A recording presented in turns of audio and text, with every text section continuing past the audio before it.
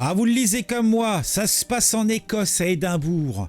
Un ancien combattant de 78 printemps, pas 79, pas 80, non, 78 printemps. Et ce monsieur, il a été frappé, il a été mis à terre, plus bas même que terre, un ancien combattant. Mais comment osent-ils, comment peuvent-ils? Ils l'ont frappé. Et qui c'est qui l'a frappé? Ce sont des Nisa peut-être? Ou l'extrême droite? Non, non, non, non. C'est le camp du bien qui l'a mis à terre. C'est le camp du bien des militants pro-palestiniens qui ont jeté cet homme qui était là pour vendre des œillets à l'approche du 11 novembre. Oui, le 11 novembre, rappelez-vous, la fin du conflit, du premier conflit mondial. Bah je crois, j'en suis pas sûr d'un coup. J'ai comme un doute. Ah, j'en ai le teint qui devient jaune. Ah, violet. Ah, vert. Ah, rouge. Ah, bah rouge toujours. Ah, jaune. Un peu jaune orangé. Ah, un peu vert. Là, le truc, il change de couleur tout le temps. Bon, bah on va le laisser tourner. Bon, en tout cas, un vendeur de pavots pris dans un rassemblement pro-palestinien a déclaré avoir été frappé à coups de poing et de pied par une foule de manifestants. Il s'appelle Jim Anderson et ce monsieur a servi dans l'armée d'Irlande du Nord. Donc, quoi, bah, l'Irlande du Nord, quoi, bordel. Il a été agressé alors qu'il tenait, oui, un stand à la gare de Waverley, à Édimbourg. Autant dire que cela n'est pas tombé dans l'oreille d'un sourd. Hein?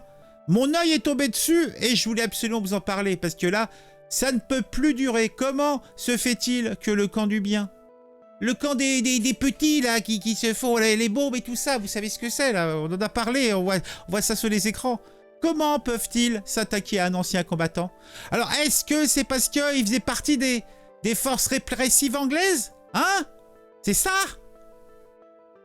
En tout cas, des images que je ne vous montrerai pas car je ne veux pas montrer l'horreur, l'épouvante, vous me connaissez, ont été diffusées sur les réseaux sociaux qui montrent cet homme de 78 ans portant son béret rouge distinctif qui tente de s'échapper.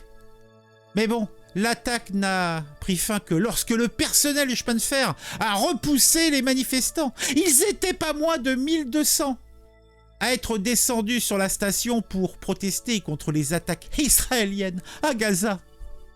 C'est l'horreur, c'est l'épouvante. Alors, pour vous montrer un petit peu, je vais vous montrer un petit peu, c'était quoi la foule qui est tombée sur le pauvre homme. Attendez, que je vous mette ça. On n'est pas des sauvages. Un petit peu d'image, ça mange pas de pain. Attendez, hop, hop, hop, hop. Et voilà, pouette. Regardez-les comme ils gueulaient, les salopios, allez. Allez, on recommence. Allez.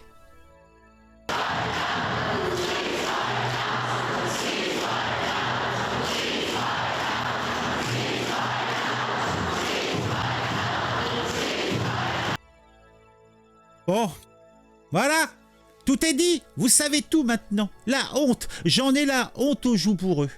Ah, bon allez, on se retrouve très vite pour une nouvelle sur un sujet qui m'aura intéressé et qui, je l'espère, vous intéresserait aussi. Et vous aussi, pour le 11 novembre, achetez des œillets. Allez, faites un bon geste pour les anciens combattants. À très vite. Ah, et n'hésitez pas, si ce n'est pas encore fait, à vous abonner à la chaîne, hein, parce que ça fait plaisir. C'est un peu bonheur, mais activez la petite cloche, sinon tout cela ne vaudra rien dire parce que vous ne serez pas mis au courant quand je sors une nouvelle vidéo. Et ça, somme toute, c'est quand même ce qu'il y a de plus triste et plus grave, n'est-il pas? Bon, en attendant, un petit jingle et à très vite.